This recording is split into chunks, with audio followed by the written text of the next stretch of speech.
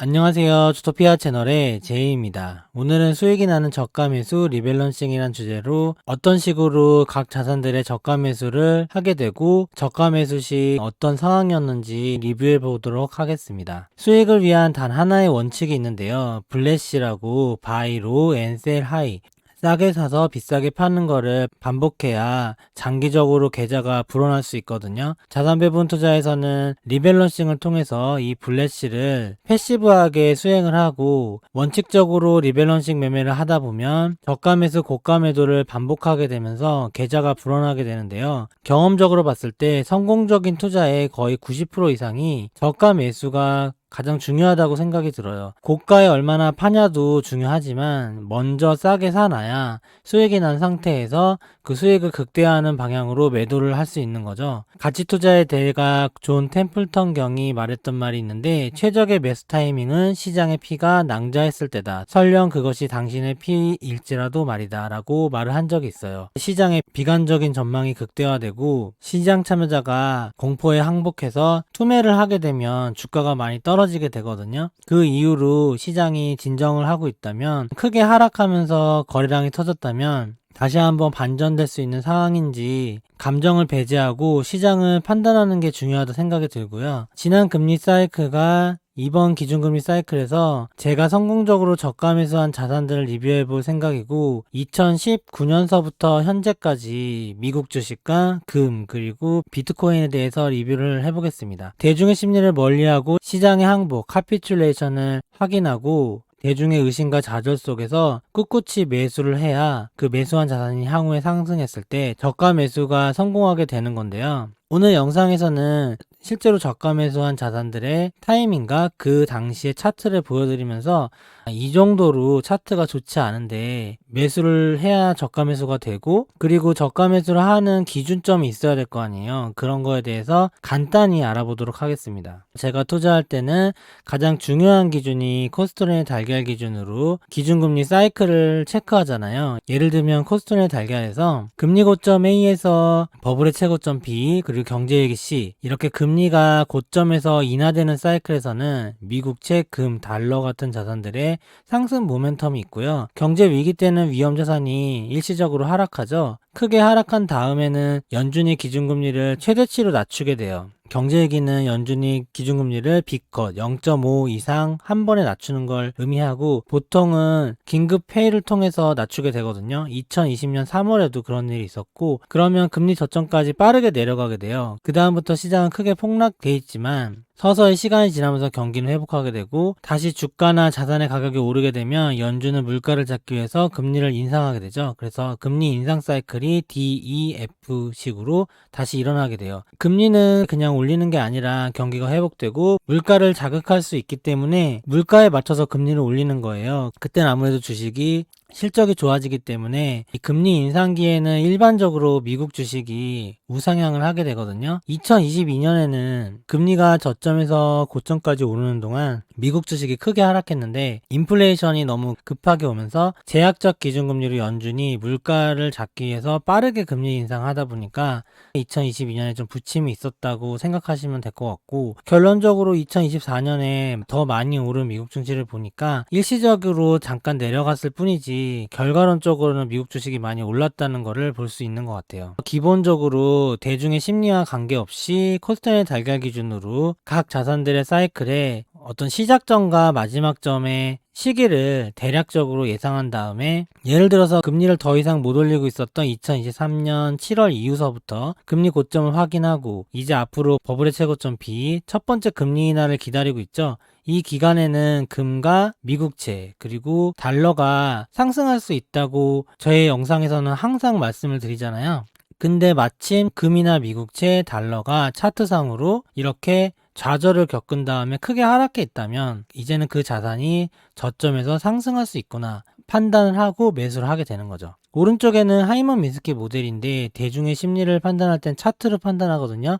하이먼 민스키 모델을 통해서 차트상의 대중의 심리를 체크할 수 있고, 보통 저가 매수는 이렇게 큰 상승장이 마무리가 되고 나서 공포와 투매를 거치고 좌절 속에서 장기 이평선을 살짝 하회하거나 횡보하고 있을 때, 근데 마침 각 자산별로 타이밍이 앞으로 오를 수 있는 타이밍이다. 최근 기준으로 예시를 들어드리면 2023년 8월이 A인데 이때는 금과 미국채, 달러가 오를 수 있다 했죠. 근데 만약에 금의 차트가 이런 모양이다, 달러의 차트가 이런 모양이다 하면은 저가 매수를 시작한다고 보시면 될 것 같아요. 저가 매수를 하고 나면 지루하게 횡보하는 기간이 있는데 결국에는 다시 상승을 해서 이런 식으로 다시 한번 고점을 만들게 되고, 저 같은 경우는 무릎에 사서 어깨에 팔아라 라는 조언대로 저가 매수를 한 거를 고가에 매도하게 되는데, 고가의 매도는 리밸런싱을 통해서 기본적인 매매도 하지만 분할 매도를 해서 비중을 축소하게 되고요. 그 다음에 다시 한번 사이클이 돌아와서 저가 매수 기간이 오면 비중을 확대하게 되고, 이런 식의 반복을 하고 있는 거라 보시면 됩니다. 주식과 금, 미국채, 달러, 비트코인 모두 다 이런 식으로 하고 있는데,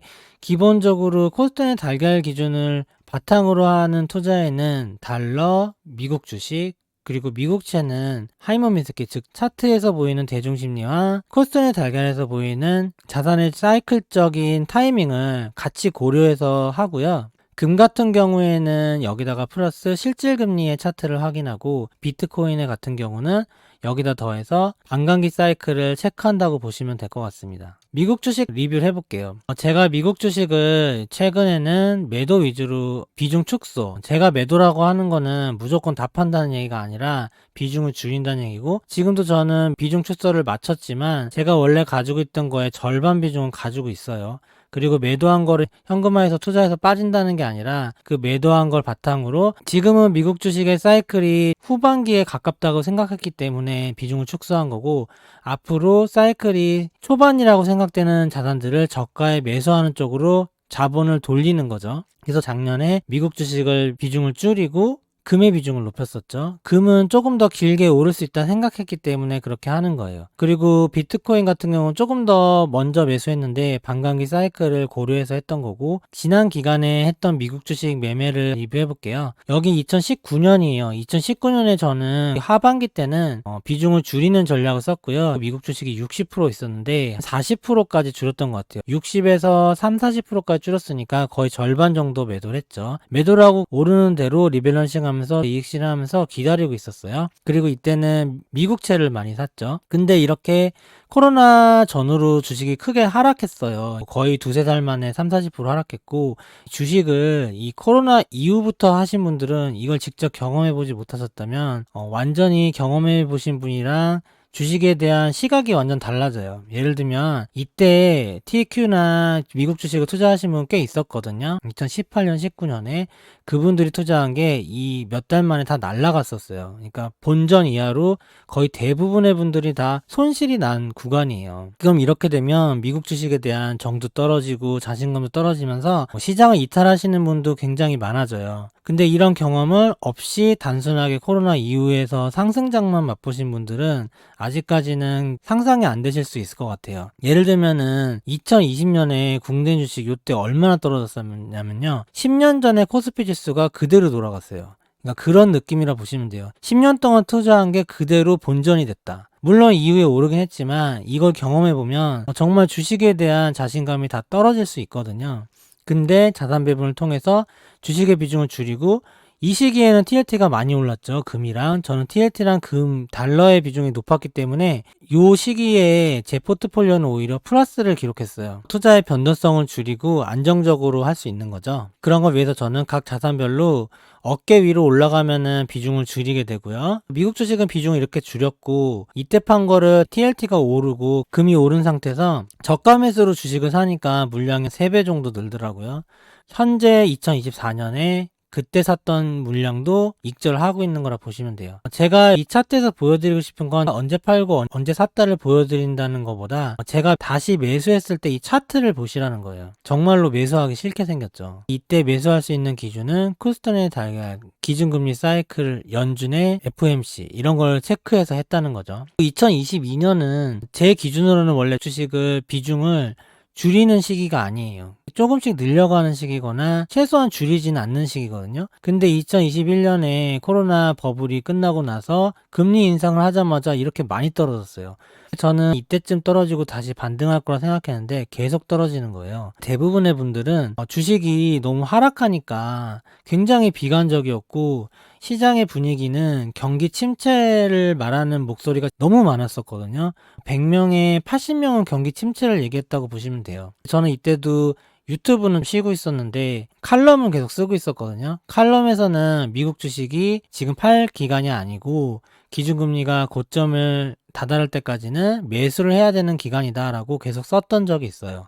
실제로 정해진 비중에서 떨어진 만큼 계속해서 매수를 했다. 이때쯤에 60% 정도까지 미국 주식 비중 다시 늘렸다가 이때 계속해서 떨어진 만큼 매수를 했었고 칼럼이나 블로그에서도 매수 기준으로 말씀을 드렸던 거고, 근데 굉장히 많이 떨어졌죠. 2008년이 다시 되는 거 아니냐, 금융위기가 다시 되는 거 아니냐 이런 말도 많았었죠. 2022년 구간이 여기거든요. 이 구간에서는 E에서 F인데 미국 주식을 줄이는 구간이 아니에요. 그래서 계속 매수했던 거예요. C에서부터 F까지, 여기서부터 여긴데 이때는 계속해서 미국 주식을 매수했다. 그리고 A까지도 매수를 했죠. 저는 요 하락 추세선을 돌파한 요 시간 있잖아요. 2023년 상반기. 이때 다들 안 좋게 봤었거든요. 근데 저는 오히려 유동성 때문에 유동성의 힘으로 다시 한번 반등할 수 있다 설명드렸고요. 좀 먼저 얘기를 드렸어요. 다른 매체들보다. 근데 너무 빨리 오르는 거예요. 그래서 6월 달부터는 이제는 어깨에 온 것 같다. 6월서부터는 비중 축소 말씀드리다가 다시 여기 반등 올라왔죠. 반등 올라오고 요 추세선을 뚫을 때 요때 11월 FMC거든요. 11월 FMC부터는 산타랠리, 연초랠리 있을 것 같다라고 말씀드린 부분이고 올해는 계속 비중 축소 관점 말씀드리고 있고요. 제가 말씀드린 관점 이런 큰 그림에서 보셔야 돼요. 저는 미국 주식 한 종목을 투자하는 게 아니라 지수를 투자해서 이렇게 큰 금리 사이클을 바탕으로 말씀을 드리고 있는 부분이라 개별 주식은 좀 다를 수 있어요. 이렇게 지수의 큰 흐름에서 무릎에 사서 어깨에 파는 행동을 계속 하고 있는 거다. 이때도 마찬가지고요. 이때쯤 산 주식을 이때쯤 판 거고. 이때도 이렇게 떨어지기 전에는 비중을 축소하는 게 이상해 보였겠죠. 지금도 마찬가지예요. 지금도 이렇게 계속 오르고 있는데 왜 비중을 축소하냐 이렇게 생각하시는 분도 있을 수 있겠죠. 저는 그 다음 단계를 준비하고 있는 거라 보시면 됩니다. 자, 이제 금을 볼게요. 비중을 축소한 거를 금으로 자금을 돌렸잖아요. 2023년 상반기 1월달부터 제가 유튜브를 다시 열심히 하기 시작하면서 그때 처음 말씀드린 게 금을 사야 된다를 계속 말씀드렸어요. 그래서 작년 내내는 금 얘기를 많이 했던 것 같고요. 금은 아무도 관심이 없었어요, 작년에는. 지금도 영상에 큰 관심은 없더라고요. 그래서 아직까지는 금이 고점이 아니구나 라는 생각도 들고 있고, 카피툴레이션 이렇게 크게 하락해서 거의 절망으로 하락했죠. 근데 큰 추세선은 지지를 했어요. 이렇게 너무 많이 떨어졌는데 이 추세선은 저항선을 돌파를 했어요. 돌파를 했는데 이 돌파한 구간이 금리가 거의 고점이 돼가는 구간이었죠. A가 온 건 아니지만 곧 A가 올 수 있다 생각했어요. 저는 23년 상반기서부터 금리가 언제쯤 고점이 될까라고 보고 있었거든요. 시장에서도 금리 고점에 대해서 예측을 많이 했죠. 그때서부터 추세를 돌파한 금의 흐름을 보고 저는 매수가 들어간 거예요. 차트상으로 제가 금을 매수했을 때 어떤 기분으로 했을지 다시 한번 보여드리는 거고, 그게 요 구간이 된 거예요. 매수했는데 올라갔다가 떨어졌다가 하는데 떨어질 때마다 물량을 늘려서 몇 달 만에 금을 25%까지 보유하게 됐고, 그거는 미국 주식을 판 돈을 금을 사게 된 거죠. 금은 다시 상승을 하고 여기까지 올라왔죠. B 전에서 중간 고점 찍고 다시 한번 C까지 오른다 했잖아요. 금은 미국 주식보다는 좀 더 상승폭이 높고, 그 다음에 경제 위기가 와도 금리를 인상하기 전까지는 좀 더 길게 상승하기 때문에 금으로 자산을 옮겨 놓은 거죠. 지금은 인플레이션 금리 사이클 시작됐고 1970년과 같은 부분이 조금이라도 있다면 미국 주식보다 금의 상승폭이 클 가능성도 배제할 수 없기 때문에 그런 의미에서 금의 비중을 높인 거죠. 저는 금 같은 경우는 지난 사이클에서도 이렇게 2018년, 19년에 바닥에서 매수를 했고요. 이때도 A, 금리가 고점을 찍고 나서 인하 사이클이 시작될 때 매수를 한 거예요. 금리가 저점을 확인하고 금이 크게 솟은 다음에 하락할 때, 이때쯤에 분할 매도하고 있다가 많이 하락한 적이 있었거든요. 이때는 비중을 다 줄여야 되겠구나 생각을 해서 이렇게 반등할 때 다 팔게 된 거예요. 그래서 이때쯤 사서 이때쯤 팔았다. 금도 지난 사이클에 무릎에 사서 어깨 이상에서 파는 걸 성공을 했죠. 이번에도 또 저가 매수 성공했어요. 한 번만 한 게 아니라 2번이나 성공을 한 거죠. 제가 금리 사이클을 바탕으로 투자를 하고 있는데 해보니까 잘 맞는 게 미국 주식도 대략은 맞지만 미국 주식은 개별 주식에 큰 영향을 받잖아요. 그런 측면에서 저는 미국 주식은 지수 투자 정도만 잘 하고 있는 것 같고 금 같은 경우는 제 투자 방식이 꽤나 잘 맞더라고요. 저는 체감을 하고 있고 이때도 거의 50에서 70% 이상 수익이 났는데 지금도 거의 40, 50% 수익이 나니까 앞으로도 더 오를 예정이고요. 이런 게 반복이 점점 되고 있다 보니까 이때보다 지금은 물량을 훨씬 많이 사서 훨씬 큰 수익을 거두게 됐죠. 저가 매수를 연속적으로 반복해서 성공하게 되니까 좀 더 제 투자 판단에 믿음이 가게 되고 그래서 큰 금액을 매수해서 큰 수익이 나는 것도 부가적인 측면이 있는 것 같아요. 저가 매수를 하기 때문에 큰 매수를 할 수 있는 거죠. 예를 들면은 지금 같은 경우를 생각해 볼게요. 앞으로 더 상승할 건데 상승할 건 알겠지만 너무 올라서 많이 사기가 힘들죠.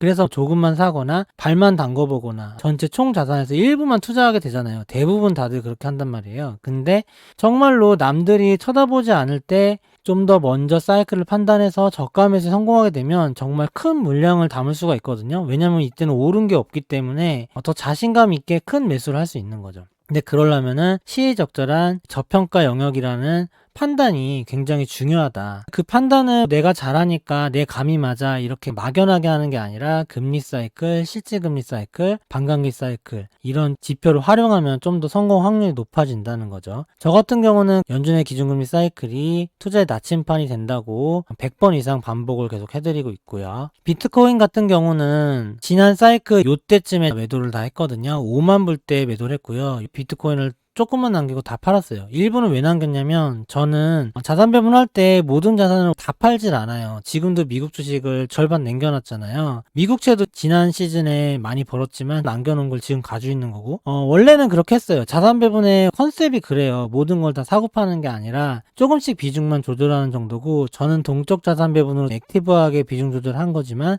정적 자산 배분 아예 비중을 조절 안 하는 경우도 있거든요. 리밸런싱으로 소량만 매수 매도하는 거고 저는 조금 더 액티브하게 한다고는 했지만 비중을 다 줄이진 않았어요. 다 줄였던 게 금이 있었는데 비트코인은 지난 시즌에는 다 줄이지 않고 조금 남겨놨었는데 한번 하락장을 겪어보니까 비트코인은 하락장을 1년 동안에는 계속 하락만 해요. 하락장이 뻔히 보일 때는 차라리 그냥 모두 매도하는 게 낫겠다라고 저는 판단이 들어서 이번 시즌에는 고점에서 다 매도를 하고 금처럼 물량을 남기지 않을 생각이에요. 5만 불 근처에서 매도를 해서 비중을 다 축소했고 그 다음에 저가 매수는 2만 불 근처에서 한 편이고 요때 카피툴레이션을 확인했어요. 저는 이쯤이면은 비트코인이 다 떨어졌다라는 설이 많았는데 FTX가 파산하면서 진짜 지옥으로 떨어졌었거든요. 거의 한 마이너스 70% 이상 하락한 거니까요. 정말 이거는 아무도 예상하지 못했고 이게 터지고 나서는 정말 끝이다라는 생각이 들었어요. 더 터질 게 없는 거예요. 그리고 이렇게 큰 하락을 했기 때문에 저는 시장에 항복이 나왔다 판단을 하고 이때부터 물량을 늘렸어요. 분할 매수를 했던 거고 그래서 2022년 말에는 풀 매수가 제 입장에선 다 된 거예요. 지난 시즌에는 이 신고점 부근에서 시작을 했어요. 그래서 이 상승장을 바로 경험을 하고 여기서 사서 여기서 팔게 되었는데 이때는 많이 오른 다음에 샀잖아요. 좀 오르고 나서 지금 정도에서 비트코인 샀기 때문에 물량을 많이 사지 못했어요. 이때 산 이유가 제가 비트코인 투자에 몰빵하는 사람이 아니라 자산 배분 투자에서 비트코인을 투자 자산으로 편입을 한 거였기 때문에 그런 의미에서 접근했기 때문에 많은 물량으로 한 게 아니에요. 비트코인에서 공부하고 많이 투자를 해보니까 이해도가 높아졌고 비트코인도 적극적으로 투자할 수 있겠다라고 생각이 들었어요. 이 지난 시즌에. 근데 물량은 많이 늘리지 못했죠. 왜냐면 이미 오르고 나서 3분의 1 정도의 상승장은 다 지나고서 시작한 거니까. 그래서 매도를 하면서 저는 진짜 다음 시즌에 시장만 기다리고 있었어요. 이것만 기다리고 있었고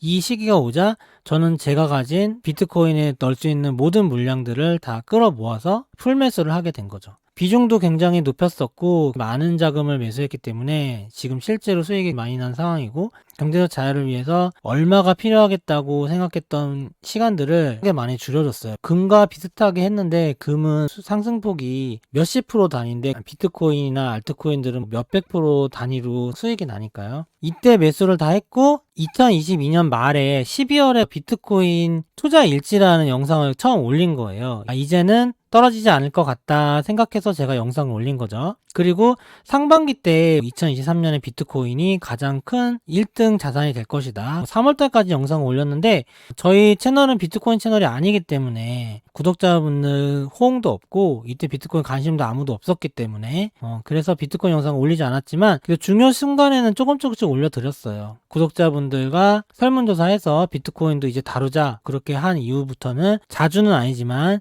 정기적으로 알려드리고 있고 멤버십 회원분들에게는 요때 하락했을 때 거의 바닥에 온 것 같다고 설명드린 적 있고 정말로 그때 바닥으로 찍고 다시 반등을 했죠. 그리고 전체적인 큰 비트코인의 상승 흐름은 지난 영상에서 알려드렸잖아요. 더 많이 상승한다면 이번 시즌에 비트코인의 수익이 많이 날 것 같고요. 이것도 제가 물량을 최대한 늘려서 풀매수를 할 수 있었던 이유가 저가에 샀기 때문에 할 수 있었던 거예요. 만약에 제 영상을 보고 있는 분이 처음 비트코인 하신다면 지금은 물량을 많이 늘리면 안 되고 그냥 경험만 해보세요. 경험을 해보면 나중에 상승을 많이 하면 좀 아깝다는 생각도 드실 거예요.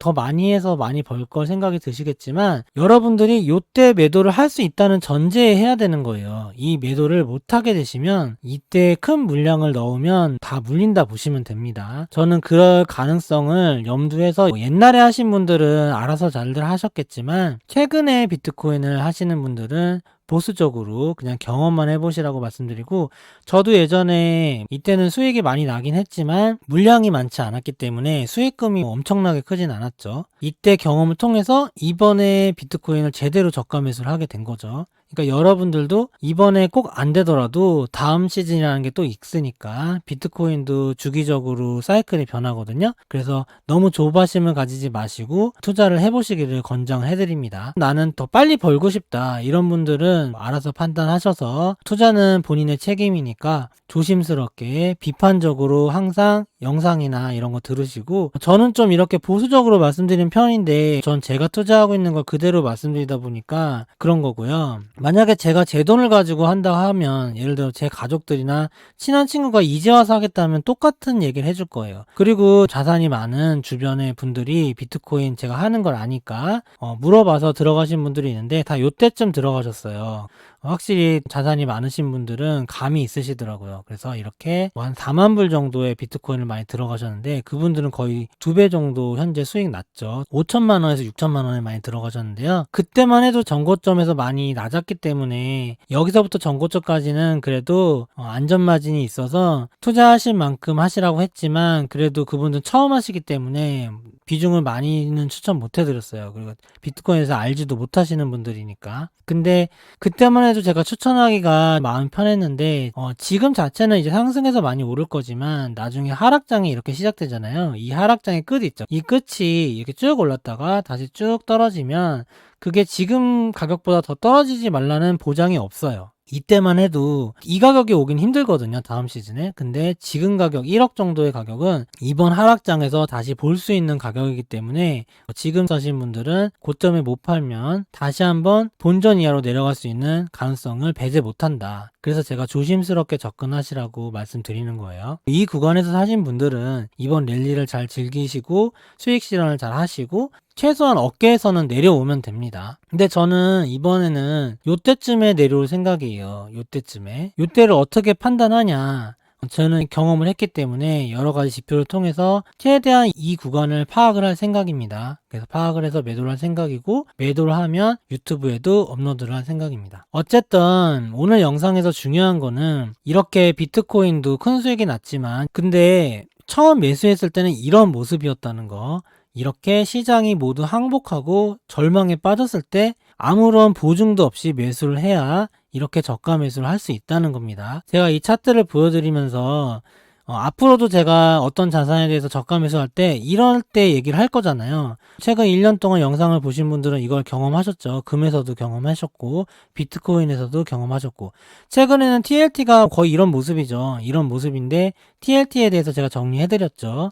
계속 떨어지는 게 아니라 반등할 수 있다고 이렇게 말씀을 드릴 때 참고를 하시고 들으시면 됩니다. 다 이런 큰 흐름을 생각하면서 말하고 있다는 거. 그리고 실제로 저는 그렇게 투자하고요. 오늘 영상은 이렇게 마치도록 하고요. 다음 영상에서 찾아뵙도록 하겠습니다. 좋아요와 구독 부탁드립니다. 감사합니다.